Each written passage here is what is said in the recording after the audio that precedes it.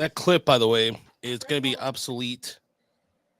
It's very obsolete, Chris. I mean, I probably have to change it every week now.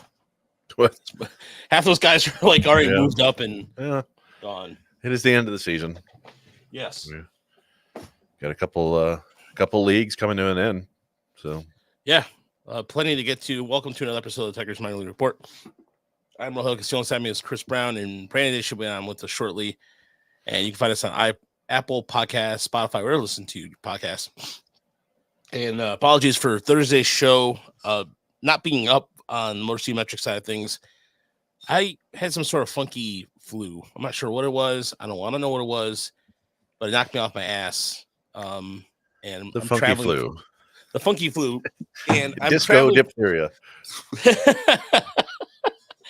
I'm traveling for work coming up, and I had to kind of really take it easy. I'm leaving for Portland on Thursday. And so yeah, there's a lot of things that I just got to take it easy, but it really, really knocked off my ass, and it sucked. So we're supposed to go out to West Michigan, and I also am a considerate human being, and I want to get Chris sick, and so I didn't go out there Saturday. It was chilly that day. It was chilly that day, but I really wanted to go out there. But thanks for everybody who has donated. No, we're not getting $1,000 to go to the Arizona Fall League for donations. We're not as cool as some people are, but if you want to donate, I mean, go for it. That's cool. I mean, if you have $1,000 lying around to do a donation, God bless you, because people are that generous. And so it has been proven, and I'm not hating on it. I'm impressed. So to the person who donated to Emily Walden $1,000 for her to go to Arizona Fall League, bravo. Well played. Well done. And kudos to you, my friend. Or person, whomever you are. So no rocking, no boogie woogie flu, nothing like that. But plenty to get to though, as the Tigers went 3-3 on a road trip, and there's Jackson Jobe going to Toledo. Ty Madden somehow has become a deadly force out of the bullpen, which is just blowing us all away. We're also discussing how Toledo's bullshit. More explanation on that. I put that in the show prep. Toledo is bullshit. Bull. Yeah. Well, we'll explain it a little bit later. But let me just say, we're never giving back the Upper Peninsula. I don't care what you want, Ohio. Yeah, just Ty Madden's an example of that. And so, by the way, the Tigers finished their all-time record at the Oakland Coliseum, 117 and 155. All time. So, but think about those game sevens. Yeah. Yes. Yeah. Well, I don't know. The 2012 and 2013 series, at least. I'll never forget those series. Some of the best baseball times of my life, right there. Yeah. Until the end of those seasons. Yeah, and even 2006. Sometimes the A's. We remember the Maglio walk off in Comerica, right? But going there and winning 2. And then there was a game. Wasn't there maybe that wasn't 2006. It wasn't 2006, I think. I'm thinking of a Miguel Cabrera pop fly to center field that Coco Crisp couldn't get for some reason, but that wouldn't have been 2006 because Miggy wasn't here. So that must have been 12 or 13. Yeah. Well, the Tigers got their revenge for Possibly 1972. 11. So, I mean, they lost to Oakland in 5 games in that to the Swinging A's that year. So, yeah, that's true. Yeah, and one of the things that I didn't even remember this until I saw it online was that Oakland, the Coliseum used to be a pretty nice looking stadium. Yeah. To me, it's always I always remember it as this big, concrete monstrosity that was, erected so that the Raiders could play there. Yeah. But yeah, even looking back at 1989, it looks a lot like Chavez Ravine, except, you can actually see the hills in the background. You're like, oh, that was nice. And then they just destroyed it. Yeah, the scale of it kind of felt like, it always felt like a little bit weird that it wasn't to play baseball in there as opposed to football, but it did look a lot classier back in the day. And yeah, it was, it seemed like kind of a cutting edge stadium when it first came out. And of course, those A's teams of the late 80s and early 90s were pretty cutting edge, in the way they did a lot of things, in the the chemicals that they were using to get better. I mean, it was cutting edge stuff all around, baby. But yeah. But yeah, I mean, those teams had so much character, and that when I think of Oakland, the Oakland A's, that's what I think of is like that for whatever reason, that team had more character than most. And even, even in recent years when they've been bad, there's just something about, the fan base there. I always like the green and yellow uniforms. Like there's just kind of a vibe to them, and to the fact that, their owner never spends any money, and yet Billy Beane has kept them, relevant and, cyclically really good for, over 20 years now. I mean, it's, there's more character to the Oakland A's than there are to a lot of teams. I mean, no offense to the Cardinals even, but like the Cardinals teams without Albert Pujols, it's just like, it's just all been a bland blur to me of people who didn't really stand out over the years. Sorry, I just want to take a shot at the best fan base in baseball. But I mean, the A's have always been kind of a vibe, and I don't know when the Vuvuzela thing started happening. I guess that was probably like post 2013. I can't remember which Olympics the dang things became popular, but I remember this World Cup more or less. Really, yeah, I think it was World Cup. Yeah, it seems like. But yeah, I mean, that's one of the fan bases where you'll still see dudes like paint themselves regularly and run around like a jackass. Like you don't see that everywhere anymore. We've lost something as a country. So yeah, shout out to the A's and all their fan base that is, pretty depressed at the situation, and screw John Fisher because he's trash. Yeah, he's the A's for me. I don't know about you, Chris, but in Brandon, this might be a little different for you, but in junior high, when the A's would come to Town and Tiger Stadium, when Jose Canseco, the last of those teams before he got traded to Texas, and my brother, his name is Ricky. So Ricky Anderson was his favorite player. Oh yeah, same number as Ken Griffey Jr. So it was just a whole thing that went together, because now my brother can say, "Oh, Ken Griffey Jr. is my favorite player, 24," all that stuff. Anyway, the A's would come to town, and Jose Canseco. And it was one of two players that flicked me off in the outfield because we were taunting him so bad. And my older brother would make jokes like, "You make other Cubans look bad." And he flicked us, just one of those like middle finger behind us kind of moments. But yeah. And I thought when wins and all that matter, I mean, like I thought like Bob Welch was the biggest thing ever. And so David Stewart was I thought David Stewart was a badass. And then you look at some of his numbers later, like, wow. Like, strikeouts wasn't a thing. Go ahead, Chris. Well, yeah, I mean, for me, I was a baseball fan growing up, but I didn't really get into baseball a ton until around. I collected baseball cards and stuff like that, but we didn't have cable, so I wasn't watching ESPN. So the only baseball I actually got to watch was Tigers games, which was fine. But then my buddies down the street, they had ESPN, and I'd go hang out with them and stay the night, and we'd watch like Saturday night baseball or whatever it was, and it would always be the Dodgers or the A's, and there were three brothers, and we all just kind of picked our own teams that we were going to like. And so one of them was an A's fan because it was that time of, we're talking 88, 89 Bash Brothers heyday. Yeah. And so I basically learned everything about all the A's players and like, hey, it's Carney Lansford. And and then, another one picked the Reds, and sure enough, the Reds won the 90 World Series over the A's, I believe. And then I picked the Mets because Darryl Strawberry was my favorite player. Yeah. And then the Dodgers after that. But yeah, the A's played a big part in my baseball fandom just growing up, just by them being good at the right time for me. I'm sure it happens for a lot of kids like that. Whoever's good, the Astros probably have tons and tons of fans across the country because of what they've done over the last decade now.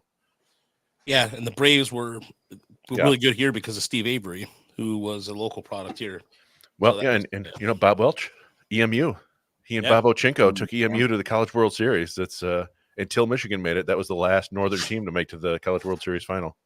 Yeah, wow. People don't remember what it was like when you just never saw National League games unless you were watching, the Cubs or you're watching Turner Broadcast Network. TBS broadcasting Atlanta games was like the first I recall of seeing regular National League, action at all. So yeah, I'm sure there's plenty of Braves fans there too. Yeah. It's interesting. Those A's teams have just continued to, have such a long tail too. I mean, we just finally got rid of Tony La Russa again for the third time. That's true. And, and the A's have, kind of had this long reputation as sort of like the feeder squad for the Yankees and other, other big market teams too. So, like Sonny Gray is still pitching. It's hard to believe that, like 11 years ago, he and Verlander and those guys are locked up, with each other. Of course, Verlander is still going as well, but, you kind of can expect that more than, that, yeah, Sonny Gray's still good. And like, some of the other guys from those teams that continued on, like Donaldson and, and then, you get to like Chapman and, those guys are still there. And you go to Atlanta and the last kind of batch with Murphy and Matt Olson is there, so yeah. It was, I was talking to my brother about this the other day because, the A's do consistently find, out of nowhere, they'll end up finding quality baseball players. And it happens every year. And they're always like, there's like 3 or 4 guys. You're like, who the hell is that? Where'd he come from? Why is he good? Yep. And Brett I was talking, Who is yeah, this Brett, guy? I was joking with my brother, and it's like, it's probably pretty nice to not have any expectations whatsoever of winning or ever spending money. So you can just give playing time to somebody who's mildly interesting, like Daz Cameron. Let's see what Daz Cameron could do, right? He was a first round pick. Let's play him. Jacko And they Hulu, do that. Yep.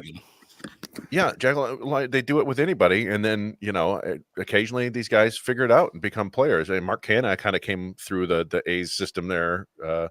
Just a lot of players work out like that, and then when they hit the jackpot, then they go and trade them and get nothing in return. But it doesn't really matter. But you look at like how many how much turnover there's been, and over the last 20 years, and yet still just kind of a development juggernaut. It's not like they're necessarily like signing semi inexpensive free agents and fixing them up. It's they're collecting Rule 5 draft guys and waiver claims and guys other teams gave up on and changing positions. And here, what if you had a leg kick and boom, all of a sudden this guy's good? It's it's kind of really impressive how long they've gone being that team.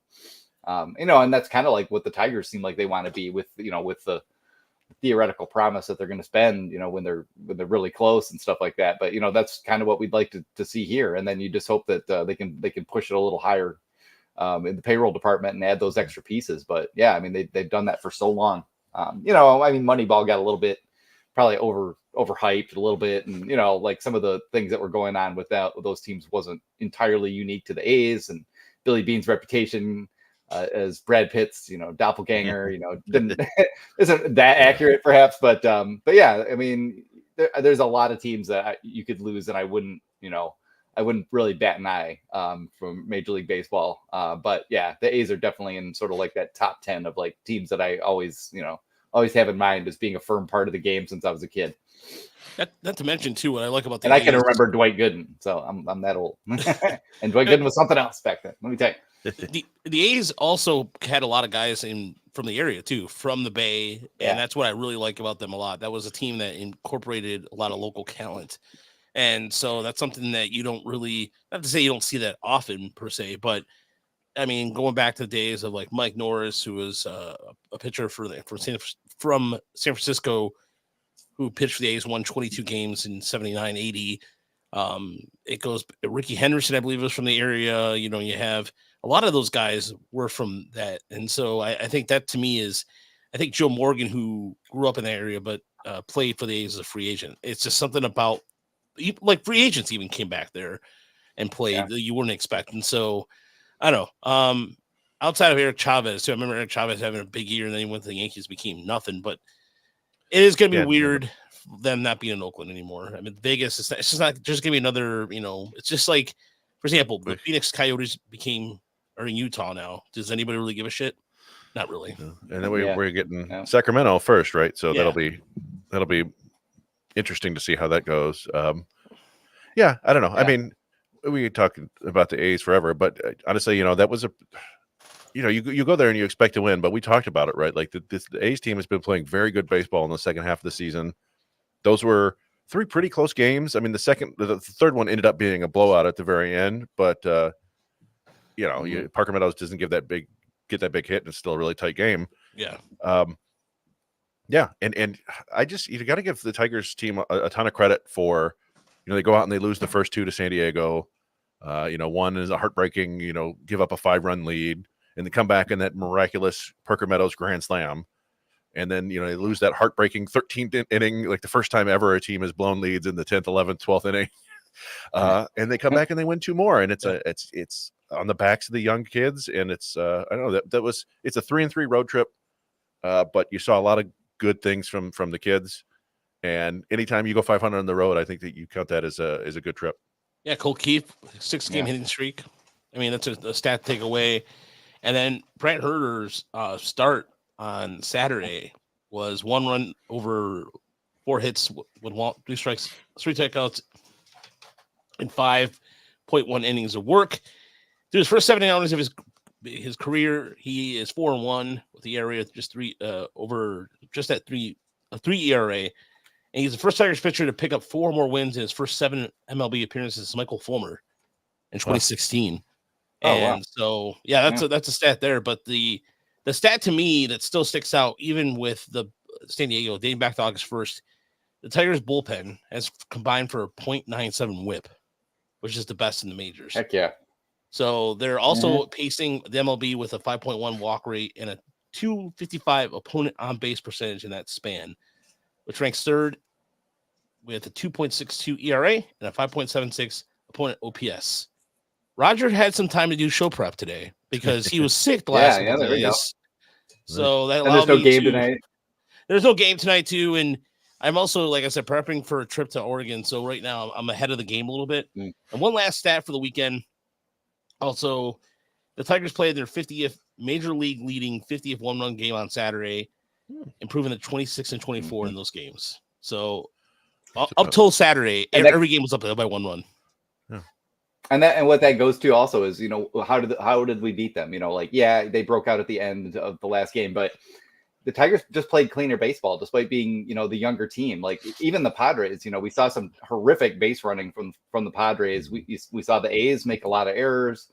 They made some mistakes on the base pass. The Tigers didn't play perfect baseball or anything like that, but they just didn't really hurt themselves. They didn't take themselves out of the game. They didn't make the big mistake. And for a team that's largely guided by a bunch of guys who are 25, 26 or younger, I thought that was pretty impressive. Yeah, I mean, they could have tucked their tails after losing to the Padres and, we're out on the road. We're a bunch of young guys on the West Coast. The season's probably over, but they didn't. They battled through it. And we continue to see just mad Fetter magic, taking over everywhere. Ty Madden suddenly solved all of his problems and the splitter's consistent now. And we're like, what? Yeah. Why didn't you tell it? Whatever you told him, why didn't you tell him it when he was in Toledo? But anyway, let me show you. This is the pitch that I wanted to show you guys. That out of all the pitches I saw all weekend, what pitch I'm going to show you, Brandon? Because to me, this was the pitch I just went, where the hell was this? This is an example of we've watched a lot of Ty Madden throughout Erie and Toledo. What was this? Yeah. What was this? Yeah, that freaking cutter, dude. You never see that good cutter. That thing is like a freaking power slider. That's like Noah Syndergaard's Worthen slider or something like that. And that's not usually what it looks like from my recollection. Like sometimes, but it usually just kind of sailed in. It didn't have that sharp downward break at the end like it did there. That's a nasty pitch. I just slow it down here, And I'm. I had gotten so used to. I mean, look at that. That's he appeared to be losing it in that inning, right? He'd given up three hard hit balls, worked a full count there. He's one pitch away from loading the bases with one out, probably coming out of the game. Instead, he throws that pitch, gets the strikeout, and then he strikes out Schneemann or whatever his name is, the next batter, I think, with a fastball. Oh, I thought it was a split. I thought it was a splitter, wasn't it? Well, it may have been. Yeah, I'm sorry. Okay. But yeah, I mean, he missed a spot here too. He yanked it. It was supposed to be at the bottom of the zone, kind of down on the outer edge, I think. But he yanked it and just buried. It was it just was a perfect, back foot to a lefty power slider right there. It was just odd, to think, because something Chris and I and we've all mentioned this on the show is he has all this deep pitch mix. And, in any given start, one pitch is working for him. And sometimes we've thought maybe he throws too many pitches. He's trying to mix all the stuff in. But there he was under the most, pressure he's ever been in, trying to make an impression in the major leagues. And they're like, call the cutter. And he just fucking breaks one off like that. So, yeah, Chris Fetter seems to just give them confidence to some degree. We've seen different things okay, we're going to move you on the rubber. We're going to, make a little change in your delivery, but it's not like guys' stuff just radically changes, or that they're tweaking everybody's pitches that significantly when they get to the major leagues. I don't know. There's just something in the game planning and how they break down hitters, that just seems to make pitchers better. They're just more confident. They know what they're doing. They trust it. And, throwing a pitch that they don't usually throw that well, under pressure. And yeah, he broke it off there perfectly. So yeah, pretty interesting stuff. And I did not wonder, expect Ty Madden to do well. I expect her to do okay, but I did not expect Ty Madden to do okay. Yeah, and one of the things that we were fortunate enough to talk to Jaden Ham the other day, and one of the things he explained that he Good basically interview, yeah. he didn't change a lot once he got into pro ball. He just started throwing his pitches where they were better off to be thrown, optimizing his pitch usage and placement. And it wouldn't shock me if that's really it. Like they spend more time on actual game plans in the big leagues on where to attack, where to sequence pitches, what pitches work better together. And they just maybe don't have the resources or don't particularly care to do that in the minors as much, right? Like it's like, go out there and try to just work on all your pitches. They don't have the analysts. Yeah. Yeah, the analysts in the front office aren't crunching numbers on that. Yeah. I was going to say, you don't have Robin Lung and Juan Nieves, which, I mean, immediately after Olsen threw BP last Saturday at Comerica Park, immediately there was a Surface tablet, and there's Olsen and Nieves and Lund looking at what he just threw immediately. Well, it was just instantaneous. Yeah. And what worked, what didn't work against Dingler, Kreidler, and Perez. And so to me, I think that's the biggest difference.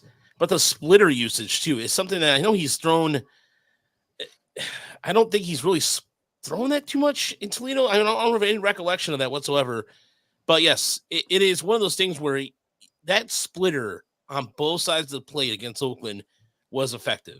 And that's, I mean, to get good tailing away action on the righties.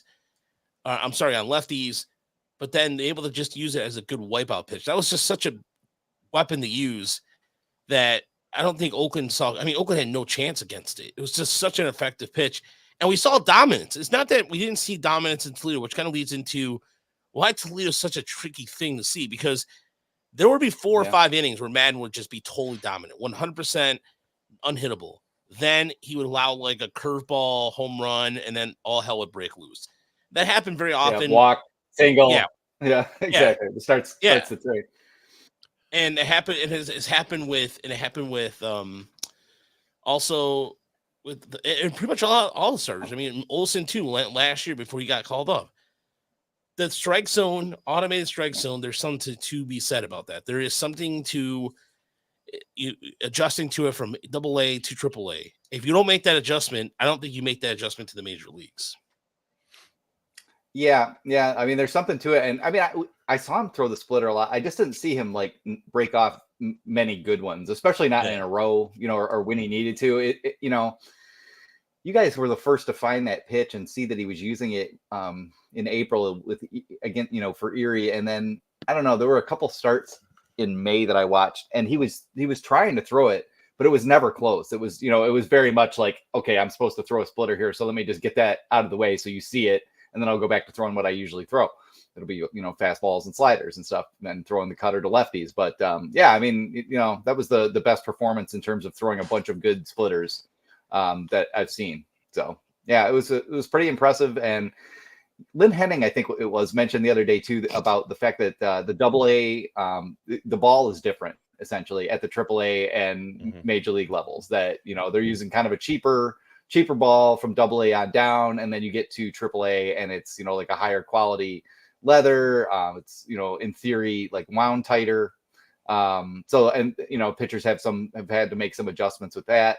So I mean that could play into it too. But yeah, you change the feel in terms of the ball, and then you have the automated strike zone, and then you have the challenge system. 3 days, and that's a big shift in the game you're playing. Like for most of your major league career or baseball career in general, you play the same game, and then all of a sudden the rules, go into this weird shadow zone where they're going to, put it that way, where they're going to kind of experiment on you to figure out what to do at the major league level. And yeah, I mean, it's clearly thrown some guys' numbers out of whack. I don't know if it'll mess with Jackson Jobe, because as we've seen, Jackson Jobe's biggest problem this year is that they don't call his strikes enough to some degree, or at least that's one of the bigger problems. So I don't know how much that will affect him when he gets there. I'm damn curious to see him there, though. That's going to be fun. I still wish they would have done it a month ago, but I can't really argue with the Tigers about pitching anymore. I don't know what to say. I mean, yeah, that's the most curious thing about all this is the timing of it. Mm-hmm. I remember an episode of The Simpsons where Krusty declares that he's going to retire because comedy's not fun anymore. It's somebody in the press says, Krusty, why now? Why not 10 years ago? And that's like, why like Erie's headed to the playoffs in 2 weeks, basically. And they could probably use a Jackson Jobe since they don't have Troy Melton and they're out all like everybody, all their hitters. Yeah. But they, I guess they want to get a look at him or want him to get a taste of AAA to see what it's like. It just does feel like something that maybe should have been done earlier. But at the same time, I had been on here talking for a while now that like, the stuff just didn't seem as crisp and it wasn't looking as good. And then, the most recent outing against Reading, he got into a little bit of trouble in the first inning, not by his own doing. It was basically 2 fly balls that kind of Gage Workman wasn't ready for the wind to blow them back towards the middle of the field. And he was looking dicey there for the first 2 innings, and then it was just bam, 18 straight outs. Just in we posted in the 4th inning, he was 1 pitch away from an immaculate inning, and it was his fastball was like, I don't know, 2 inches high. It just dominance. And so maybe it was that. Maybe it was like, all right, that'll do it. But I don't know. Maybe that is it. Yeah, that helped. Yeah, I mean, it kind of felt to me, and I haven't heard anybody, like report on it or anything, but it just seemed like they were like working on his lead leg blocking. Like we've just seen him fly open, quite a bit and miss arm side, and he was doing quite a bit of that, by his previous standards the last month or so. And so maybe that was the final trick, is just getting that sorted out where they're like, okay, now he can spot it to both sides of the plate again. He's locked back in. Okay, turn him loose. But yeah, it's just peculiar, it just feels like if they had whatever, if they called him up like, a month ago, that he probably would have figured this out by now already. And, or maybe had been up with the Tigers. And so maybe the timing is best for them from the standpoint of Scott Harris said that he would pitch at AAA. And, this sets them up to not be liars if they decide to start him in the rotation next year and he signs the Colt Keith deal or something.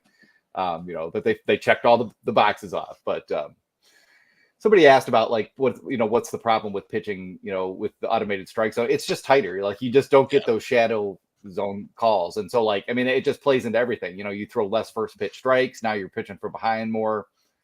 It's just it's just a simple thing. And I asked you guys about that. Like did someone break down the numbers between AAA or between the automated zone and the challenge system? And JJ Cooper did have a pretty good piece on that. And the difference wasn't huge, but it was still marked in terms of like balls and strikes. And it's still different than it would be if there was none of those systems at all. I would assume. We'd have to compare to maybe Erie to see what goes on. But yeah, it's just if you get one less strike called per inning, at the barest level, that you're going to pitch a lot worse. Hitters are going to have counts where they can just swing with abandon and look for what they want to look for. If you're getting ahead of them, they're on the defense. It's the most essential part of the game. Getting ahead or behind in the count and how much that changes the leverage to either side, which AJ Hinch loves to talk about. And honestly, I think it's been bad for the AAA hitters too. They're good and they know they recognize pretty quickly, like, okay, I don't have to swing at that. That's not a strike. I'm going to challenge that.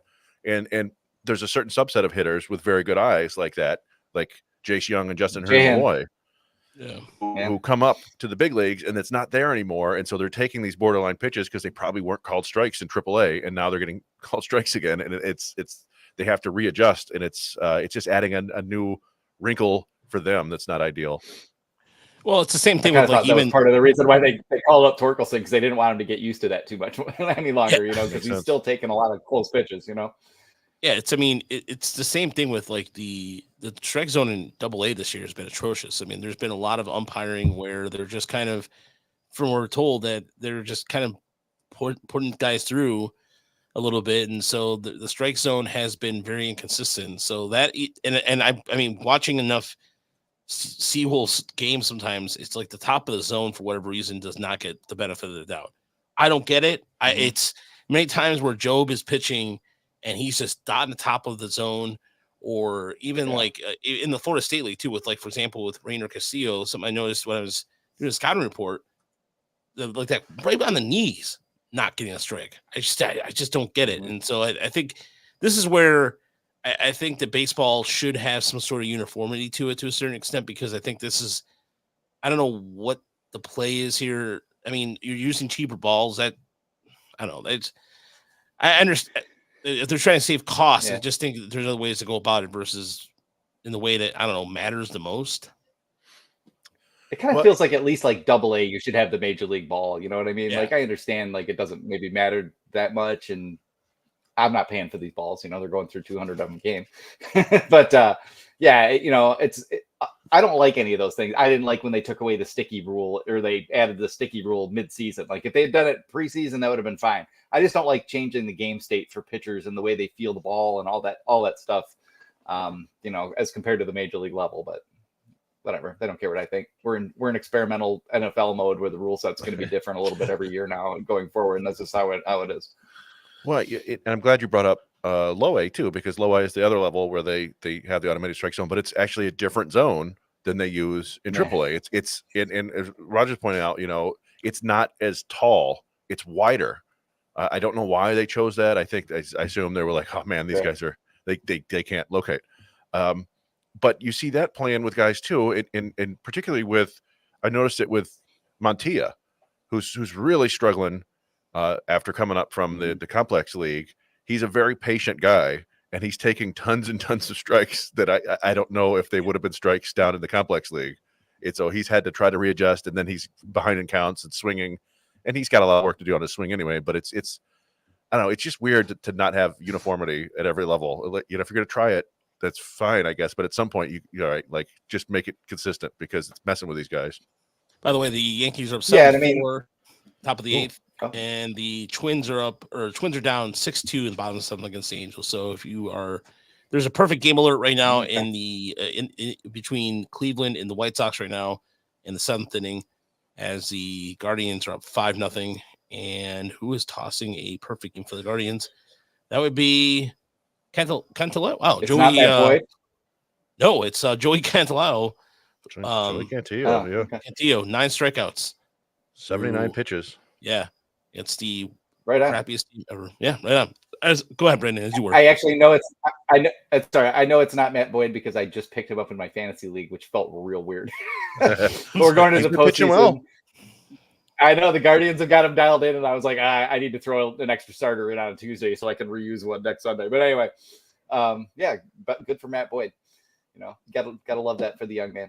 But yeah, I mean, I feel like we should queue up like George, the famous American comedian for younger people, George Carlin, his whole rant about, you know, baseball is a kind of a friendly pastoral 19th century game, and you know, football is a 20th century technological struggle. You know, I mean, the rules, if you actually go back and read baseball rules, they're not specific. You know, it's all just guidelines, baby. Like, we're just out here to have fun and, you know, have a picnic in the park and, you know, enjoy a day off from the coal mine or whatever it is. And, you know, it's funny that there was never really a definition other than like, yeah, you know, like kind of between the nipples and the knees, but we don't talk about nipples in the 19th century. So, you know, we're going to call it the breastplate, or, you know, like all these different, you know, kind of like evasions of any real specificity. So, yeah, I mean, I don't want to lose all that. And I'm kind of at a loss because I don't really like the automated strike zone. I like a little bit, a gridiron, you know, versus a field. Yeah. Baseball players wear caps. Yeah, no, you get to, you get to, in football, you go to the end zone. In baseball, you get to go home. Yeah, go home. It's one of the great stand-up home at the end of the day. Yeah. So it's a classic. So yeah, I mean, people will feel differently about it. Maybe I'm being an old head here a little bit, but I want pitcher, and I also think from the pitcher side, and I'm sure that's probably a big part of why I feel this way. But I like it when a pitcher gets like an inch if they're controlling the ball, like if they're showing the ability to locate, and then a big pitch is like an inch on the edge. I kind of want them to get it sometimes, guys. I'm sorry. I know that's that's wrong and strange and not entirely, you know, mathematically accurate in any way, but you know, I'm just used to that. Maybe if we got rid of it, I wouldn't care and everybody would adjust in a year or two. And I don't know, but it feels like, you know, the guys who run the game feel like I do, where they were like, yeah, you know, we do need to look into this. And I'm like, we don't 100% like it. What if you could just challenge a couple of these, for the really bad ones? And that seems what they've landed on for the time being. It's also, as you guys have covered really well, like it's just hard. It's harder than you would think to define the strike zone for a computer. It's a lot harder than calling the lines in tennis because it's a 3-dimensional, somewhat cubic zirconian space. And, if the ball hits the back edge of it, and nicks it, that's still a strike, even if, at the front of the plate, it looked like it was outside. So I don't know. I'm sure we're going to be arguing about this for years and years, which is great because baseball is all about arguing about this kind of thing. That's all right. No, it's I'm not sure if I reached any kind of conclusion here, but I mentioned a lot of things, right? No, and there is some advantages of using what they're doing in AAA in terms of like just overall metrics of the automation versus an actual ump and the delay too. Even like the game goes by pretty quickly too, so the pace of the game does not change at all in AAA. It's just I do like the fact that when the player gets it wrong and it's like like there's a certain like level of satisfaction to it for me for whatever reason. I don't know why. Yeah. But yeah. Let's and let's you move don't on. want to be the guy that's wasting. You don't want to be the guy that's wasting your team's challenges. So you look like a dumbass if you challenge, and so it kind of keeps everybody from getting crazy with it. Like you better have a good eye and you better be right most of the time, or we're just not going to ever let you challenge. So the Arizona Fall League roster, to a certain extent, Lynn Henning mentioned the player position, at least the positional players that are going to be thrown out there. I don't know if you guys saw that or not, but I saw 3 of them. Yeah, so it's Peyton Graham. Makes sense. Yep. Lizardo was the other one. Tyron Lorenzo and Josue Briseño. Yeah, Briseño. Yeah, Briseño and Graham make a lot of sense just because they missed a ton of time. Lorenzo is a little bit surprising to me, given that he's played basically a full season. But, get him some more games, get him some more experience behind the dish, presumably, against some big-time arms. I assume he's going to be catching a lot. Yeah, it's I don't know. It's a good decision, I think. So that'll be exciting. And then you haven't mentioned the pitchers. I have a sneaking suspicion that Jobe might go again, but we'll see. I think Dylan Smith is another candidate to return there because he's missed a ton of time. And Flores again because he missed a ton of time. So it might be a lot of repeat offenders there. Yeah, I heard Rainer Castillo as well. I don't remember if that was in Lynn's article about it, but Castillo had a hamstring injury and missed some time. So that'd be fun to see him there. Although he's a little bit younger than you tend to see. Although I guess turned 20, really. Yeah, that'd be fun. Yeah. Oh, to see Castillo against. Cool. I want to know who's coaching catching there. Who's the catching coach for Is it the Rafters this year? Yeah. Oh yeah. I think they're Scottsdale this year. The Scorpions, is that right? Yeah. Let me see. Okay.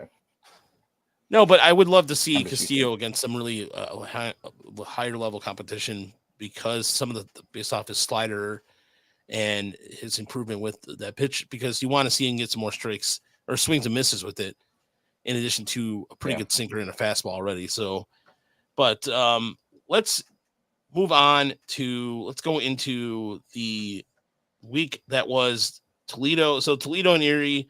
Erie has 1 week left of the season. They have their final homestand. West Michigan and Lakeland are done, right? Lakeland's done, Chris? Well, they have the playoffs now. Well, outside the playoffs, of course, yeah. But so Lakeland made the postseason. They, as Fort Myers just completely 100% fell apart. But Lakeland, let's give them their due, if you will. Lakeland has played pretty well with all things considering. It was, I don't think we thought it was a foregone conclusion that Lakeland would struggle after the call-ups of Max Clark and Kevin McGonigal, but their pitching has been the most consistent thing for them. I mean, as far as like that goes, but it is beyond there's been guys just stepping up, continuing to step up across the board. I was thinking of Pack. I was thinking of David Smith comes to mind too. And then you also have Edward Valencia, who has stepped up big for Briseño. Briseño was out until 2 weeks ago, I think. He just came back. Yeah. So there's just a lot of good stories in Lakeland and Toledo right now. almost in a way with all the roster changes that Toledo has experienced. Jackson Jobe has decided to, now that Jackson Jobe's down there, you have a reason to go to a Mudhens game. No offense. I mean, it's not, I'm not trying to be a dick. Yeah. But, I mean, there were a lot of reasons to go down there earlier in the year, and then they called them all up. That's just the way it goes, right? Yep. Like, unless you're a huge Eddie's Leonard fan or a Navigado fan. No, and no one was all that interested in seeing the Whitecaps for the first half of the season either. It's just those cycles, where all of a sudden, they become the hotness. And I thought, Lakeland would probably go in the toilet, but of course they didn't. And their pitching's been really good. And what did they finished with a huge record? What was it overall? An 80 and 50. 80 and 50. Yeah, I mean, that's pretty good. I mean, to do it for both halves and almost not make the playoffs would have been pretty messed up. So good for them. Yeah, and congratulations to Navigado, who has 21 home runs now, 20 steals. So he's 20 steals. 20 steal. Season. So that's incredibly rare in the Tigers farm system. I went back 50 years and then gave up. So outside Dane Myers, right? Or is that Dane Myers, Casper Wells, and Howard Johnson? That's it. Yeah. Oh, wow. Yeah. Hojo. Now there were a couple, like Parker Meadows would have done it last year, and he did do it between AAA and the majors. And Cameron Maven probably did it between the minors and the majors back in the day. But still, One of my staff kind of challenged me the other day, what don't they like about Andrew Navigado specifically? And I've been kind of hemming and hawing, he doesn't hit velocity that well. He's not that well at breaking ball. So I kind of I did the best I could digging into StatCast and going through all that, and that's still all I can figure is that he doesn't hit high velocity. He's kind of a meatball hitter, and he strikes out and chases quite a bit. But when you throw him any kind of a cookie, he's absolutely crushing it, and he's making it work. And I can see why, but I also see other guys that they have called up who kind of had similar traits, and it's still just a little bit baffling. If he was a good defensive shortstop, I'm sure he would be here, but he's about to get run down by Gage Workman, who is red hot. Oh, Gage. Well, go ahead, Chris. No, I mean, I do think part of that is I think you kind of nailed it. He's just not good enough in any one area to justify playing. It's like, I mean, if you're giving Kreidler opportunities and Kreidler can't hit it all, but he's a better defender. So that's why they're doing that. Right. And McKinstry, he's left-handed, right? And then he was playing all over the place. And then suddenly he started hitting again. So they're not going to get rid of him. And Sweeney's the guy you got in a trade. So you got to play him a bunch. And Young's the toppish young prospect. You want to play him a bunch. And there's just suddenly there's no room. And I don't know. You feel like if they actually liked them, if they liked them, they would have called him up for a little bit just to, just cause. But I don't know. Yeah, when one of the 2 times Javi got injured, you'd think if they had any interest, he's 26, right? Am I right about this? I think he is. So maybe they looked at it and go, finds a home. Yeah, maybe they just looked at it and go, David Chad. Oh man, Chad. They've got more data than we do. Yeah, that's true. So who knows? But that's all. I just figured all right, I've got to actually give this a real try because I've just been he's a cookie crusher, And it turns out that is kind of what it is. But like you say, there's just no edge at the major league level in any category. He's just not quite there, I guess. So yeah, but Buddy Kennedy was one of their guys. Yeah, and Navigado was not one of their guys. Navigado represents the old regime. Yeah. And they got rid of Buddy Kennedy pretty quickly, and they could have done that with Navigado too. I mean, Kennedy came up to play third, didn't he, or was he playing second as well? I don't really remember, but third. I remember him playing more third. Yeah. Oh, okay. Let's see. Looks like 24 innings at second and 4 innings at third. Oh, I don't know. I thought it was third. I thought he played, but either way, I don't know. Navigado, they could play him at shortstop, but they probably like him better at second base. But you're not going to bump Colt Keith out for the most part, and you could put him in the outfield, but you've got pretty good outfielders out there. So I think it was that, like a month ago or 6 weeks ago when everybody was hurt and they, when he didn't get called up then, it was like, okay, this is not going to happen. Yeah, exactly. Scott Harris just turned his thumb down. Yeah, there's Jay on I think it's a Jay Trashman. I want to say is it Jay Trashman? Jason on Twitter, he goes by Trashman. He is one of those guys. Yeah, like we've been talking about Navigado and DMs, and he's like, and I'm like, dude, I wish I had a better explanation, and I don't. And that's just all it is too. It's just I think it's just an organizational philosophy where Scott Harris likes his guys, and he is very particular about the guys he likes, and that is something that's come out very, very clear. And so, organizational preference, it's a treatment thing. Does it suck? Yeah, but I don't know. I kind of it may be that they just view him like they think, yeah, he could probably come up and do a couple things in the big leagues, but he's going to be more of a career minor leaguer or quadruple A player, and we've seen that with some other guys that they just kind of let go, like Josh Lester, he's in Double A for the Royals now. He got some time with the Orioles, but they just put you where they need you, and so I don't know. But then Ryan Vilade gets time. It's hard to fathom, but for whatever reason, he's just not on their list. Yeah, I mean, Vilade, I think, is probably the best one-for-one comparison there is a guy that is a right-handed hitter who comes up and plays a bunch of positions and not particularly well, not terribly, but I don't know. I think that they just liked something more about Vilade, so although the one call-up I had questions about with Jack Anderson going from West Michigan to Toledo. I know that was a total org move, but that was all the arms they have down in Toledo or West Michigan. That surprised me the most. I mean, there's a lot of older arms at Erie too that could have gotten the call up, but just surprised to see Jack Anderson get that. I mean, there's some things about Jack Anderson that are good, and I'm not just saying that Jack Anderson's bad or anything, but it just surprised me a little bit.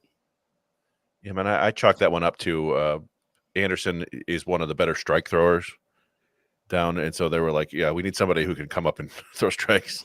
And it's like, Sanchez has got better stuff, and Cole Hepp has better stuff, and Marco Jimenez has better stuff, and Max Alba has better stuff, but they don't throw as many strikes as Jack Anderson, so we'll take him. And he's done okay, which is good to see. But yeah, I mean, he was a closer at Florida State, if I recall. So I don't know, he's not scared of the moment. Yeah. Yeah, it might just be one of those things where it's like who is mentally most ready to to do this and not just crumble. So we've seen some weird things. Alvaro Gonzalez has been I think played in every every level already, and he's really still back at Lakeland. Essentially. Yep. So speaking of weird things to see, Workman continues to be just the catalyst for the Erie offense as they went 4-2 against Reading this week. Mendoza winning Player of the Week awards, 11 for 27 bad, 409, which was ridiculous. And then Alfonso too had a really good week, and good to see Corey Joyce back after a long illness back in Erie, giving them another veteran infielder. And the question is now, I just thought about this: who's going to go up for Jackson Jobe in Erie? Because there was funny because the team photographer for Erie, Mike, he's just like, "What the hell, man? Who do you take us with Jobe?" And you take everybody with him. Like, hey, I didn't do it, but he does bring a good point. Who is going to come up?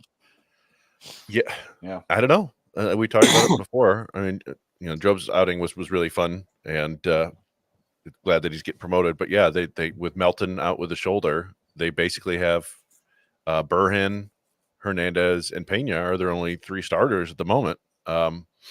My best guess is that it's going to be Carlos Marcano, just because I feel like he's got enough innings. Like he threw about the same number of innings last year, and we know that they want guys to, if they can, go up another 20-30 innings per year. So I feel like he's got some more innings.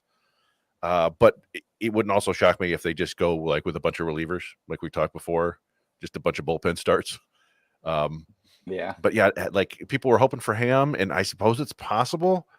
I don't necessarily see that. When we talked to him, he said he was going in for his end of season physical, which I don't know if they would be doing that if he was just going to turn around and go pitch again. But who knows? Maybe he, got there and they're like, "Hey, go to Erie." Gabe Alvarez put in a call like, "Help me, help me."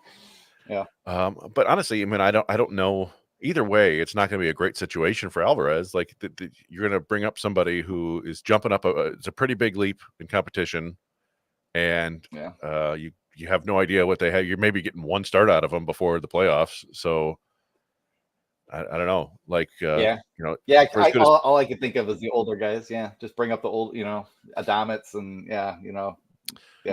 maybe Marcano would be good because, like you say, he could use some innings, and he does have like the ability to just get a lot of ground balls and not melt down. Maybe that would help at least. But yeah, I'd love to see him give him a bullpen arm and like try to do this thing. It's kind of funny because like the Tigers don't seem like, sometimes they seem like they care about like, oh, we want them to feel the competitive juices, and we want to forge a team, and we want to compete, but then we also we don't care that much at the end. We're not gonna like we're not gonna stack Erie's bullpen with like every good arm we have. They're one last year. I mean, part of it is that I think is this like, it'd be one thing if it was like all the prospects were still healthy, but with Melton out, with Lee out, it's just like, we'll see. Good luck. Go get him. Yeah. I mean, but again, last year they did it with Bigby, right? They did it like maybe a week or two before this. They sent Bigby up to Toledo, and he was like their top offensive player. So he was like, "Do you hate me? I mean, what did I do to you?" Like, he's like, "No." I mean, Akron's really good too. Akron is that's a very good team. That's got some really good veteran pitching to them too. They have a couple guys that have been there for 3 years on that staff. So it'll be the first game for that is September 17th. So that's next Tuesday will be the first game. And then Erie will be their homestand. Game 2 is on Thursday, the 19th. And if there's game 3, will be September 20th. So that is how the Erie playoff picture looks. But yeah, there's, as far as like just Jackson Jobe, we talked about his final start already. Erie's just kind of humming along a little bit though. And whatever happens this year, it's another playoff berth. It's an impressive season with all the injuries they've had. They're over 500 period. And so that just, again, Gabe Alvarez deserves some sort of, medal for what he's done this year with the lineups he's had. So major props to him on that. And I we've talked about him a lot lately, but Gage Workman is legit again. I think we have to look at it that way. Like he's not hitting lefties, and he's probably never going to hit lefties. But if you can use those tools against right-handed pitching, you might still have something there. You might still have kind of a super utility-ish type dude. So it's been really, really, I think, gratifying to see that he finally kind of broke down and gave up the switch hitting, made some changes, and there you go. You listen to this front office and the coaching staff, and you get better. So I don't know if he's going to, tear his way through Toledo and actually do a whole lot with the Tigers, but he wasn't going to get there the way things were tracking even early this season. And now it looks like pretty much a lock for him to be one of the guys who will be on standby at Toledo next year, and we'll get a look. Agreed. Yeah, I think there's an element to be said about a guy like, I don't know. I was going with this. What was I going with this? It's like Kreidler or something with tools, with power like he's got more athleticism than Kreidler, I think, too. Like he can also steal. I mean, he's really quick, and I think he has a better arm than Kreidler. But I think what Toledo the challenge what's going to present to him in Toledo is I think they're going to put him either or all over on the left side of the infield. I think he might see some time in the outfield next year. I think they might even experiment with that because I think he has enough athleticism to play a corner spot, not center field so much, but I think he can play left field and he can be serviceable. Yeah, and he's not going to be a starting player anywhere. Oh, did he? Yeah. I thought he played. Yeah, he's not going to be a starting player anywhere, but we see what they like in a super versatile dude who can run and has power and can run into some homers. So, he's still going to strike out probably a lot. Like he's still not like got immaculate plate discipline or anything like that. But he doesn't chase the side to side too much, and when he does plenty of damage. And, I mean, you kind of have to say, Parker Meadows has a lot better contact ability, but that's kind of the hitter Parker Meadows is. It's not like Parker Meadows is like working tons of walks and, doing like all the heresy sort of things you would expect to see. Parker Meadows is just hitting the crap out of the baseball. He's just finding a pitch most at bats to just hammer. And Gage Workman might be able to do that for you in a part-time basis, and play some defense, steal some bases. I was looking at Baltimore because everybody's like, oh, we're scared of Baltimore, right? Baltimore's going to be the big problem coming up here. Mm-hmm. Tigers have played better than Baltimore in the second half. Baltimore has Gunnar Henderson. Baltimore has Adley Rutschman and a good pitching staff, but they don't play as good a defense. They're not as quick on the bases as the Tigers are. There's a lot of aspects that just come from having an athletic young team that the Tigers have, kind of leveraged here, even despite a pretty average hitting team. So I don't know. I think they've got as good a chance as anybody. It's just, 4.5 games back because of the tiebreaker with the Twins is just too tall an order probably right now. But they don't have to be scared. And I think that the type of team that they built, where there's this much versatility and overall athleticism, helps them out a lot. They can put a lot of pressure on other teams. AJ Hinch has proven, some pretty wizard-like in terms of messing with opposing managers' heads with the lineups by using openers and all this. I don't know if they're going to have Olsen back by then. Probably not. So, there was a point where I was like, okay, maybe they're all going to get really healthy here, and we'll kind of have the whole band back in September. But it doesn't look like it's going to be that way. But that's okay. They're probably going to fall short. But if they just continue battling like this and get that experience playing these kind of games and actually caring, that's great. That sets them up for next year. Well, Olsen, I mean, he did do a rehab start in Toledo, so it could be the case where is he set to sit on the DL for the rest of the month? I think he can come back anytime now. I think he's past the 60 days. Yeah. Okay. And he pitched. They did have him pitch 2 innings. I think it was like 40 pitches. So I would think maybe 2 more rehab outings. Again, maybe have some fun, throw him in the playoffs for Erie. But that'd be nice. I think that he may come back. We may see him. It could be one of those things where Tigers are 3 games back, got 3 games against the White Sox at the end of the season. We're go out there, Reese. Yeah. Give us what you got. But I don't know. No, and not to just stick on Workman forever, but yeah, he does feel like a player that Hinch could have a lot of fun with as a utility guy. A guy who he's played right field last year. He's played second. He's played third. He's played shortstop. He's capable at all of them. He makes a few too many mistakes for my liking to be like a permanent shortstop. But he's certainly capable there, and he can make some spectacular plays at times.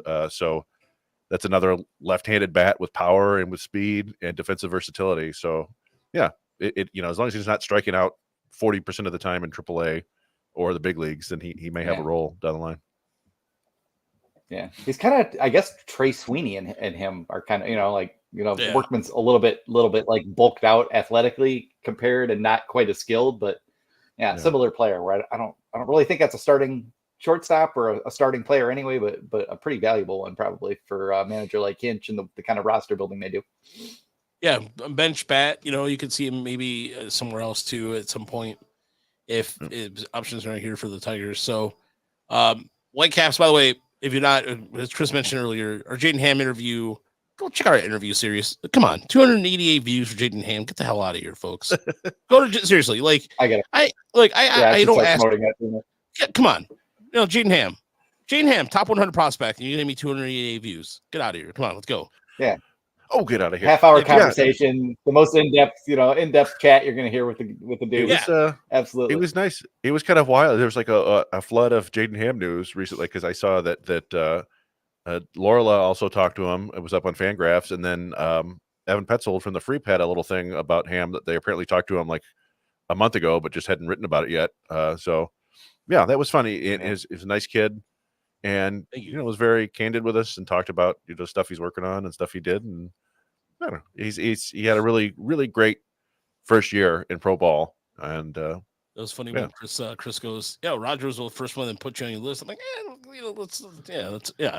but whatever, that's fine. But he remembered, but he was like, I saw that. We were hyped about that a little bit, just to get some notice. They're paying attention out there nowadays. Like you can't, there's no point pretending that they're isolated from all that and not watching it. I know. Max Clark's probably checking his rankings every day. I just, look. If you're watching this, Max Clark, focus on your game. No, I'm kidding. Well, just let me just say this. Like, my advice. I don't you guys know me enough to know I don't humble brag at all. I try not to brag. I try not to boast. But look, Cam Smith's in AA. Cam Smith's in AA. I was gonna say you like hot butter on breakfast toast. I do like hot butter on my breakfast toast. I do. That's true, baby Bubba. No, but I think like I don't, especially with Jaden Ham. The first start, I'm like, this guy has something down in Lakeland. Mm-hmm. It's again, it's just something that I don't puff my chest out, but that's the reason why I like doing this. And imagine if I did this full time. Are you listening, fan-sided? No, you don't. Anyway, it doesn't matter. The thing that I was happy to hear that they're paying attention, and I should know that they probably would. I probably would, but it does make me feel bad sometimes about being negative about players. But I don't know. It's just like we never bury anybody really. No, but we just tell people what we see and what needs to be worked on at times, and hopefully the players understand that. But I imagine if somebody was doing a podcast about my writing or whatever and telling me everything that I do wrong, I'd probably be like, screw you. So hopefully these players understand that we're not doing this out of mean spirit or anything like that. We want to see everybody except Torque. Tyler, except Torque.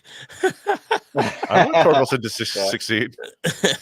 Yeah, we all want Torque to succeed. I mean, it's just good training for them too, because it's only going to get, like if their dreams come true and they put the work in and they become good players, it's good. It's only going to get worse. Like you're going to have to get used to being picked apart and ignoring it, and still being professional and charming, because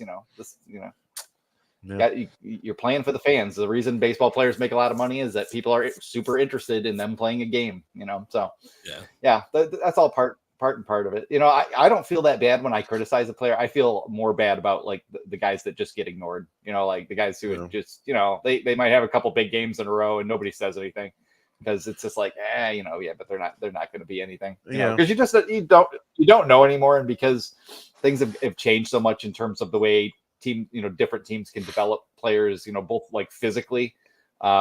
You never know 100%. There's always a chance for pretty much anybody who makes it to the AA level at least. So, it is what it is. But it's just human nature to track the guys that you expect to make it and see how they're doing. So that's a good point.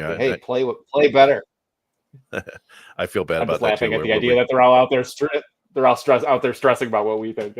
Obviously not, but yeah, it's just hard. It's harder for me with the kids that you just don't really ever pay attention to. And I kind of felt like Navigado was there, which is why I kind of felt guilty. Like I need to like dive in and like see what the deal.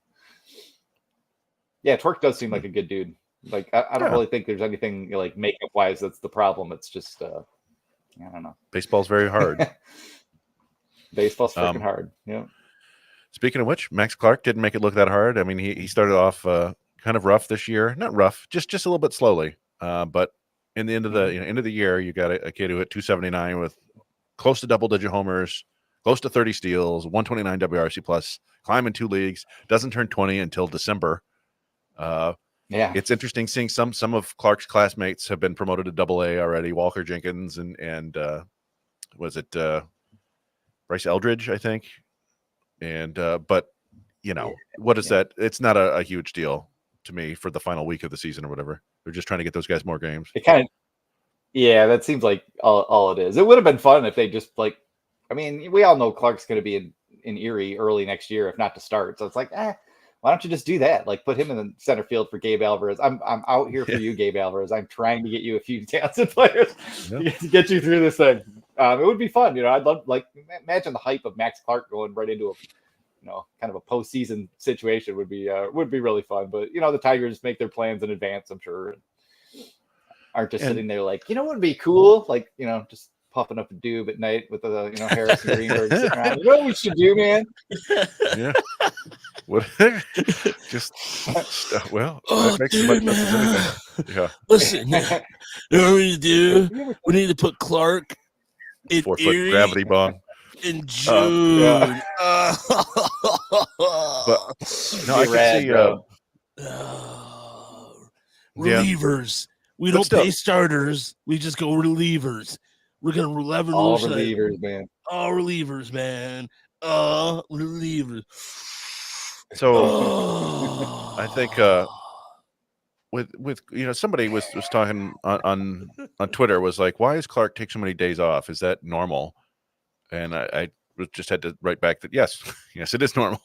He's 19. Yeah. He played 30 games in high school last year. He's played like 108 this year. They don't want these guys. Like, that's one of the biggest things you see across all sports now is load management, right? They actually have like load management, physiological data on these guys to know when their muscles are getting stressed and when their joints are like they have better ideas now.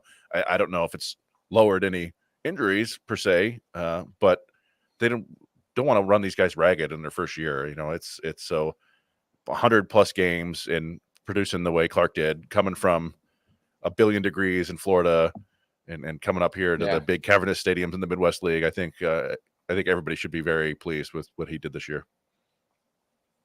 Yeah. I mean, it just seems like in all positions, like it just comes down to like they don't want you to be like in a max effort situation while you're fatigued. Like, they want to keep, they want to get you to that brink so you understand it and can play tired and can play on those days when you feel like crap and you took a bus ride across the flat Midwest somewhere in the middle of the night and landed somewhere and now you've got to play.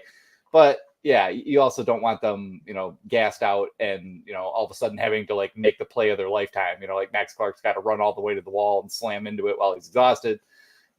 It just makes sense to kind of manage those things and try to keep it cool. So yeah, I mean, if I don't really see like a week or so would make any difference or whatever if they gave him to Erie, but it makes sense that they had a plan and that they'll just lock it in there. Max Clark, you should go to Northern Michigan and see Pictured Rocks if you're still in the state.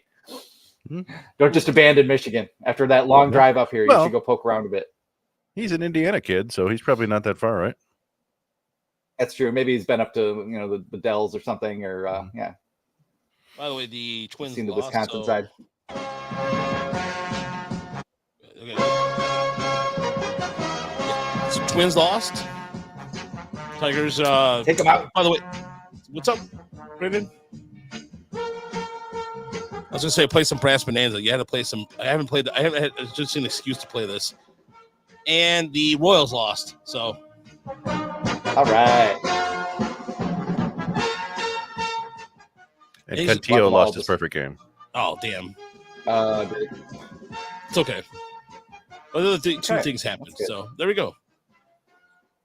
So let's look at the standings right now. The Tigers, by the way, do not have the tiebreaker against the Twins.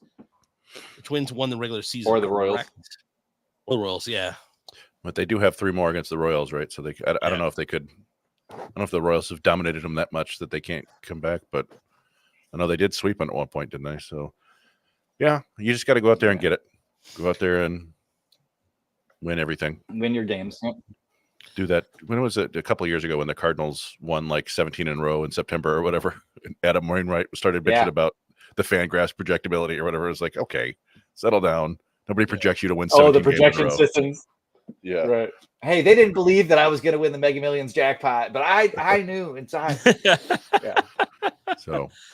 So that puts that was kind of a classic rant. I do remember that one. So the Twins have lost 3 in a row with that. So that is now 3 games now officially. 3 games. 3 games behind the Twins. There you go. Yep. Three games out. It's 4, of course.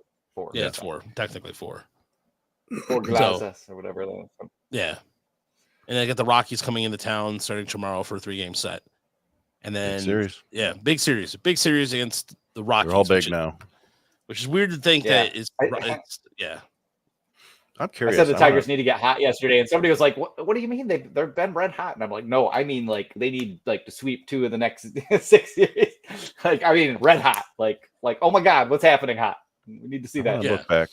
2016 was the last time that they were, competitive, and I'm curious how close they were at this time then. So I'm looking right now because you got Baltimore coming into town Friday night for 3, and they got Fiesta Tigres, which very similar. Yeah, Fiesta de Tigres is coming up. Oh yeah. So what I remember about that season is that early August the Tigers had the lead, and then they kind of stumbled in late August, and they were like 3 or 4 games back, like going into September, and then just fell on their face. That's how I remember it. So I'm curious to see. This team was cooked 2 months ago. So, okay, here's the most irritating question in Tigers, in the Tigers sphere right now. And I asked it the other day, and everyone, like some of my commenters begged me not to write this article. I was like, what would have happened if they would have kept Jack Flaherty and Carson Kelly? And I know no one wants to think about that. We could go back and, what if we signed, Matt Chapman and blah, blah, blah, blah, blah. But somebody tweeted that out earlier. Somebody tweeted that out. Oh, did they?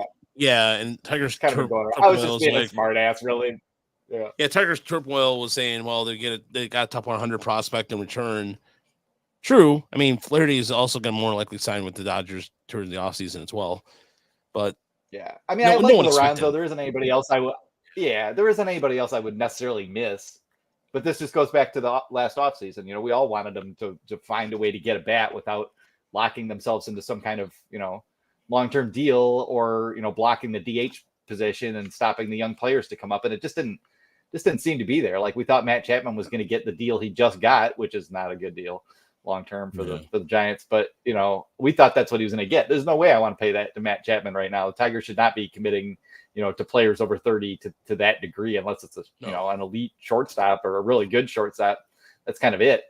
So, I don't regret that. And I just don't think JD Martinez has any interest in coming back and playing here. I don't know. Maybe I'm wrong. Maybe they could have got him and that would have been certainly helpful, but probably not more than like a wins difference either way. But I don't know. You can always think about, what you might have done differently afterward. But it just seemed like at the time, the decision to sell was really a no-brainer then. I couldn't imagine that they'd go full Kevin Cash, Rays opener system and do what they've done. So maybe I didn't have the imagination that AJ Hinch does. So I went back and looked. After 144 games in 2016, that was September 13th, 2016. The Tigers were 77-67, which was 9 games out of the first place in the division, but only 2 games behind the wild card. So Toronto and Baltimore were 2 games ahead of them, and they were tied with the Yankees. So, and that season came down to the final series against Atlanta, as I recall, and then they went and lost the second game, and I think couldn't win. But no. So back shots and Stormy. No. Oh wow. Geez. One thing I wanted to, if we can go back to West Michigan just for a second. Sorry, Raj. Sorry. I wanted to bring up Roberto Campos one more time. Yes. Because we've talked about him a fair amount, and somebody actually asked. We talked about it being pretty good for considering the ballparks and then the Midwest League. And somebody asked, like, what's that mean? Why would they be worse in the Midwest League than in the Eastern League? And in the process of looking into that, I discovered that I didn't discover, but I looked and saw that the Campos's home and away splits are enormous this year. I didn't realize that. He's got a 688 OPS at LMCU Park, 8 doubles, a triple, 5 homers, 248. He's got an 842 OPS on the road. He's got 17 doubles, 4 triples, 5 homers. So he hit 296 on the road and 248 at home. Weird. And that is, West Michigan is considered one of the toughest places to hit in all of minor league baseball. So that's just another thing that like makes me think that he may surprise some people a little bit. When he gets to and he's still so young. Yeah. So people that are complaining that Campos has been there too long, I don't understand. I really don't get that. It's just, guys, he's 20. I mean, that's the thing. It's anytime you with these big international signings, right? You're signing them when they're 16 or whatever, and so it's been 5 years, and people are like, oh god, he's still there, and it's like he just got there. He played there last year. He played there this year. That's it. And so anyway, I just wanted to bring him up again because he's, I don't know, he gets overlooked a little bit, but I think he's still one of the more promising bats in the system. And Lorenzo, of course, had just a monstrous, 30 game run, 25 game run with the Whitecaps, and who knows what caused his power to spike, moving from the Loons to the Whitecaps, but hopefully it's real. Same thing with Pack. Pack had a good end of the season too, and it went. And you know what, Anderson too. I think Anderson finished the season strong, and there's a lot to like about West Michigan Shout out to Dan Hasty and Nate Wangler for doing a great job this year. Just some really good broadcasts overall. I know that was a hard season for Dan in the beginning because the team was just not there's a prospect laden, but they finished 5 games over 500, so that's a positive. I know the series in Dayton kind of ruined their playoff chances, but still, a lot to hang their head on for next year, especially when some of the arms are coming in from Lakeland and from the draft in the 2020-24 draft. So I don't know. I'm excited. So go ahead, Brandon. Oh yeah, I mean, Tony Capicelli did if I'm pronouncing that right, did seem like he did a pretty good job. So there's a lot to look forward for them, and that should be a really fun team next year. I mean, we've been talking about Lakeland, and some of the guys who've already gotten called up to West Michigan are still going to be there, and then they're going to get a pretty nice little infusion of talent, and they should have quite a bit of pitching talent. It should be a fun team to watch pitch, and in a park that's not very easy to hit in. They should be dominating out there. Even I don't expect them to have Clark for very long in center field, but even so, that should be a pretty tight pitching staff. And I haven't wavered at all on Campos. I'm relatively pleased with his progress. He just hasn't had like that big breakout where all of a sudden the balls are getting pulled in the air, and we all kind of know that's to some degree what he needs to do. But for his age, he's doing fine. His defense got better. I think both of you guys have mentioned just fundamentally he just was like a more sound player this season overall. So I think people should kind of chill there because the tools are still pretty good, and he's still just kind of getting warmed up. It's just such a messed up system that he's going to be Rule 5 eligible. Like, what are we talking about? Yeah. I mean, he was last year, I think. Yes, he was. He might have been. Yeah. And they got Montalvo as Rule 5 eligible as well. I don't know. There are going to be some interesting decisions this year. Yeah. Let's move on to Also, Yosber Sanchez. Good week. Okay. Yeah, Matt Wood, by the way, mentions that phase 2 of the LMCU ballpark construction will be making the wall angles on par with Major League fields. So it's going to even be, it'll be ideally more fair next year that the gaps won't be 410 feet or whatever. But I don't know. We'll see. Yeah. I still feel like some of it is just the layout of the stadium and where it's situated. It's kind of there along the river, and it's low, if that makes any sense. But we'll see. Hopefully, it plays a little bit more fair for the hitters. Yeah, I mean, I think that's going to be a stadium. I think that's going to be a field where, and also they're building a medical facility too out there that it's with milk, some sort of milk company. I forgot what exactly the partnership is, but it's going to be a state-of-the-art gym or it's a state-of-the-art sports medicine facility that's going to be out there. So Grand Rapids already has it's that, and it was I remember saying this idea a few years ago that I think that there's so much land out there that they could do something indoors, and the Tigers could use it as a benefit, as a training facility. And the Tigers probably will end up doing that at some point too. But I have a sneaking suspicion that West Michigan at some point could be a AAA affiliate, but not for the Tigers exactly. I mean, I think Toledo and them, it's a good natural fit. But the White Sox or the Cubs, the Cubs, if the White Sox, especially if you think about it this way, if Charlotte gets a major league franchise, that gives that opening to the Cubs, and then you give the White Sox, and if the White Sox is not moving and they're staying in Chicago, you have it right there. Or the Cubs AAA affiliates Iowa, that's a good partnership, but you can be even a little closer with South Bend and West Michigan, literally right there, bam, bam, as a AAA affiliate. These dang Chicagoans just buying up the West Coast of Michigan.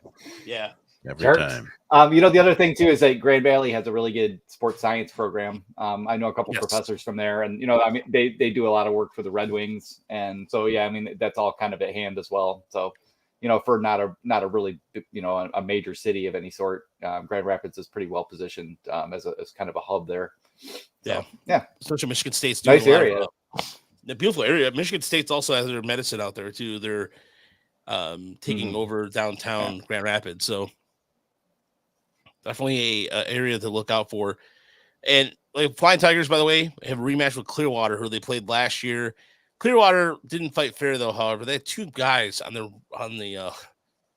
Thrashers roster who was doing MLB assignment, rehab assignment. Correct? Was that right, Chris? Oh yeah, that last time. Yeah, last year. That wasn't fair. But we should counter with Joey Gatto.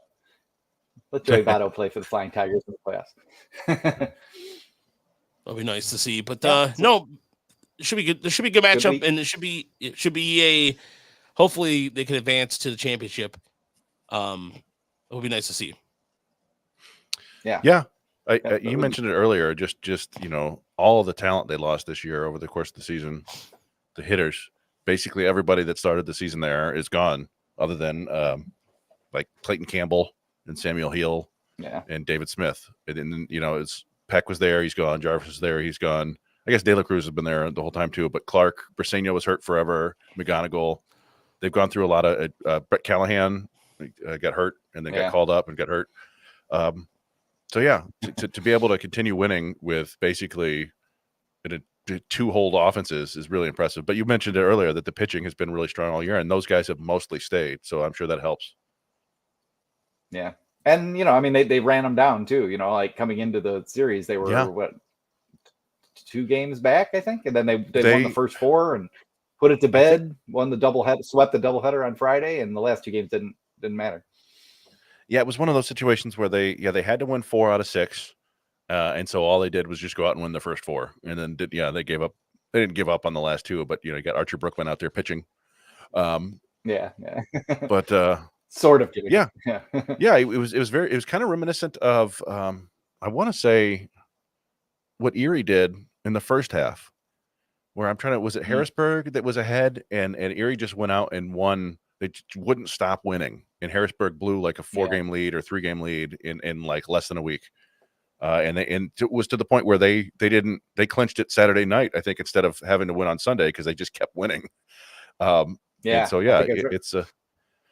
very, we talked about it before, but Andrew Graham seems to really not know how to push the right buttons for these kids and get them to play well. And I don't know, that just things keep working out. Like, unfortunately, Woody Hedin got hurt running down the line. And so they just were like, all right, well, I guess we'll just play more Friendjibber Montilla.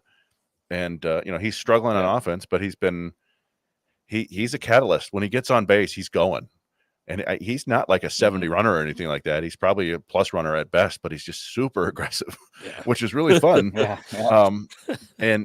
he, like I said, he's got a good eye. He's a quality defender. So he's not hitting, but he's going to do some things to help them win, which is nice. Yeah, and they've got a lot of, they have guys hitting, and then they just got, they got kind of healthy. Like Peyton Graham had a really good week, came back, or at least, by his standards of how things have been going. And then, to get Briseño back right now is kind of huge for them. And Nomar Fana has been, doing some things for him as well. So beyond Smith and, Jose De La Cruz, like at that level is suddenly like a terrifying, designated hitter who's just hitting moonshots all over the place the last week or 2. And the pitching's good. So, relative to that level, it's a pretty good unit. Iker Huizi came up to West Michigan and took some lumps though. But anyway, he was the one. I had updated the bottom of this. It's funny. This slide got like half of the things I put in, but not basically below Patton and Sears didn't get updated for some reason. Weird. So because I had. And then Chad, is it Pennington? Pennington just comes up. The Garrett. I want to say Chad for some reason, but that's not right. Garrett Pennington. Chad Pennington was the quarterback from the Jets, right? He went to Marshall. Marshall, and then Jets. But Pennington came up, and he hit, and Jackson Strong. I don't know if he must have been dinged up a little bit. He wasn't playing a ton. Zach McDonald. They really brought in a bunch of this year's draft picks and let them get their feet wet, and they've helped a lot.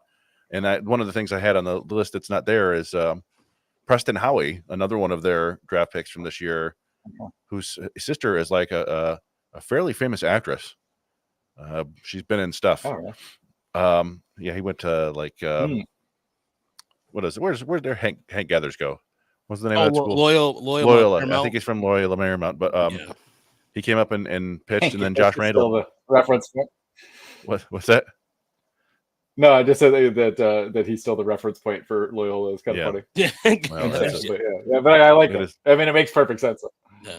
And then Josh Randall pitched again, and then they sent him off to the development list, just like Ethan Sloan. I think those guys basically had probably a couple more innings left on their arm, and so they just wanted to get them some time, and they've been replaced now. But Yeah, got an awful lot of the not an awful lot. They got a decent amount of the 2024 draft picks into low A this year, which is that's fine. Mm-hmm. Yeah. They didn't rush to do it, but they're feeding him in there eventually. Oh, Brianne Howie. Sorry, I had to look this up. Brianne Howie. Maybe that's her. Mm-hmm. Yeah. She I don't know if she's been in stuff that I've seen, but I remember looking up and like there was some shows that were. The Fox series The Exorcist and The Passage, reoccurring role in the first season of the CW superhero drama Batman as Reagan Pye. I don't know what any of this is, but anyway, she's cute. Okay, whatever. Yeah, I've not seen any of it, but she's got a Wikipedia page and she's been in stuff. So yeah, there you go. Doing well, it seems like. All right. So that being said, I mean, now that Lakeland's going to start the postseason, and then this week, so we're mentioning the Tigers. With this week, they have Montero's taking the mound on Tuesday.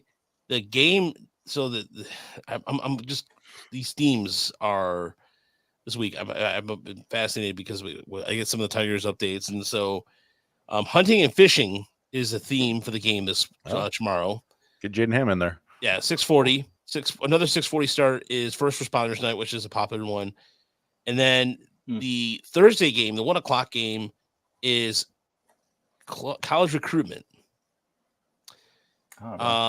So several colleges in so basically what the promotion is essentially, I'm not sure why I've been breaking these down, but for whatever reason, it's because I'm just fascinated by some of these ticket packages that they're offering.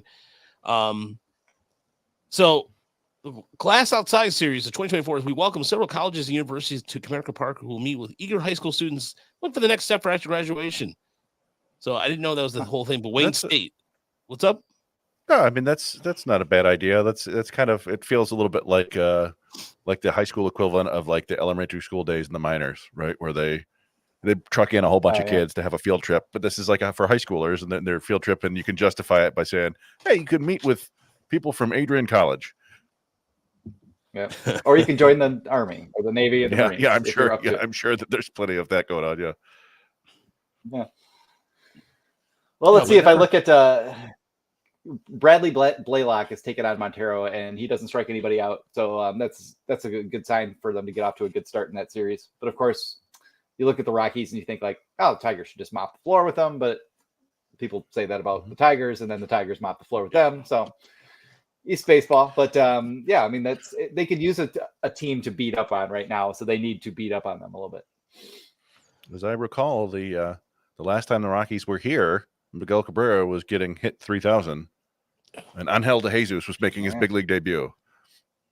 Oh, wow. That's, but it was a short window. Yeah, unfortunately. My brother is a Wayne State alum, so Wayne State actually quarters looks pretty sweet too. Sorry, I was not. I was paying attention. Okay. What's up? Nobody ever gives credit to the second responders. I know. You know, they showed up. They brought some snacks. Yeah, they massaged the first responders. I know. Yeah. All the first responders. You know, they just take all the. I don't. My brother-in-law is a fireman, and he kind of finds all this stuff like hilarious. I think it is kind of like a little bit of a joke. You know, that they're like, well, you know, all right, thanks. You know, thanks, bring it on. But you know, everybody like sometimes tripping over ourselves to thank the first responders enough. But you know. People are first responders because they like the action. That's from what I can tell. Like they thrive on like, oh God, this is what I'm doing is super important right now. You know, so yeah. It takes a certain. So the Rockies to, like be super cool with all that, and thank God those people do. Yeah, I mean, it's just even especially nurses, just the amount of like just I don't know. It's been a rough 5 years for the medical community. Yeah, that's what my sister did for 7-8 years. Man, I have some amazing stories. I'll tell you that. I'll also talk about that out there because there's especially because when you see signs at hospitals and I say be kind to hospital workers, you know they've gone through it. So, it's they deserve all the credit. Anyway, I derailed all that, but the second responders joke was great. What about the second responders? Come on, that was a good joke. So, by the way, Sunday is Roberto Clemente Day. So, congratulations to Tarek Scuba, who's chosen as the nominee for the Roberto Clemente Award, and Kyle Freehand for the Rockies. So, it's top of mind because somebody asked about how many do the Rockies have any lefties, and Freeland is one of them. So, they have a couple on the roster. But there's a lot of guys. By the way, there's remember German Marquez? Ramon Marquez is on the IL. A lot of these guys on the Rockies, I'm like, who the hell are these guys? If you guys remember Dakota Hudson, they're banged up and they've got a lot of post prospect types and sort of like guys who were a name for a little bit. Yeah, Jalen Beeks is one lefty. Austin Gomber, I mean, Hudson was a number one, but not overpowering, obviously. Was it Hudson was a first overall, or not first overall pick, but it was a first round pick by the Cardinals. Yeah. Yeah, and Gomber, I think, was traded in the Arenado deal. And what Beeks was, I think, once traded for Ian Kinsler. Is that right? That does sound right. Yeah, I think so. With the is that from the Red Sox? I think so. I don't know how he ended up. I thought he went from the Red Sox to the Angels. I'm not sure how he got on the Rockies from there, but maybe I'm confusing that Beeks with some other Beeks. Clayton Beeks. Yeah. All right. Well, I think it's time to wrap. Like seeing JT Ginn yesterday. It was like, oh yeah, okay. Like seeing when you follow the draft more and more, which I didn't like 10 years ago. So now, like it just seems like there's that guy, and you kind of have that reputation in your head, and you're like, oh no, it didn't work out. Not quite anyway. I'm wrong about Beeks. Yeah, he was traded for Nathan Eovaldi at one point. Who am I thinking of? And it doesn't matter. Dakota Hudson was a first overall or a first round pick. Former Michigan player Jeff Criswell is on the Rockies. Yeah. Oh. Yeah, cool. He was the one. There was a hubbub, a scuffle the other day involving, I forgot who it was, but Criswell hit somebody in the head, I think. And oh boy, one of the opposing players got really upset about it. I've forgotten who it was. But oh man, yeah, I do remember that though. Yeah, because it was a whole why don't they get thrown out? Oh, was it? It wasn't Benintendi, was it? No, who was it? I can't remember. Merrifield? Yeah. It seems like it was somebody we know. It was like a AL Central former staple, but maybe that was a different hit by pitch. I think it was Whit Merrifield. Yeah, Merrifield. Okay, yeah, I see it there. Yeah, Whit Merrifield in the head. Good call. So, by the way, Boston, Tigers, and Seattle all have identical 73 and 71 records right now. So, all are 3 games back of the Twins. So, on that note, thank you so much for watching. Thank you for listening. If you're listening at home to the Tiger Minor League Report podcast, don't forget to check out all our great stuff over at TigersMLReport.com. The our top 31 prospect list continues to grow in terms of just reports. I just did one on Rainer Castillo, and there'll be a couple more as the week goes by. And thank you to shout out to Scott Bentley for ordering a hoodie and merch. Thank you for that. And there's merch. You go to our Tigers ML report, you go to the link for merch. We're actually changing vendors. We're actually going to Redbubble because Teespring's been just janky as of late. But if you go to Redbubble and put in Tiger ML report, you can also find our gear there. So all this goes back to the website. And at the end of the year, we're going to probably be reevaluating how we do the website a little bit. And so that being said, just so everything goes back to what we do. Trips, what have you. The last bit of our money is going to be set aside for Erie next week, as we'll be going out there Thursday. I'll be going out there Thursday. I'm not 100% about Chris yet, but either way, regardless, all this just goes back to what we do. And again, thank you for everybody who's donated. Thank you for everybody who's listened or watched. We appreciate it as the Tigers are heading towards a possible postseason run. And I'm saying that with a straight face and not laughing about it. It's nice. It's nice. It's the Lions and Tigers played football and baseball. Yeah. What is this? What is this? This is I know. Crazy. I've never seen this. Huh? Yeah, on a Sunday, I'm like, it's the Tigers and the Lions have never been good at the same time ever. In the 30s. I think they probably were. Yeah, right. Yeah. Maybe. My lifetime. Maybe there was a brief window, early 90s where it wasn't. At least it wasn't terrible. They were respectable, but yeah, people buy the merch, support the site, support Scotty Bentley occasionally. Go listen to Locked On Tigers. Scotty's a good man. Scotty's a good man. Scotty's good people. But yeah, we'll be back. Well, these guys will be back here Thursday. I will be in Salem, Oregon, doing work things. So I will not be here Thursday again. But check out the Motor City Metrics podcast on Thursday night as they'll probably recapping the hopeful sweep of the Rockies. Until next week. Until then, have a good week, everybody. Night, everybody.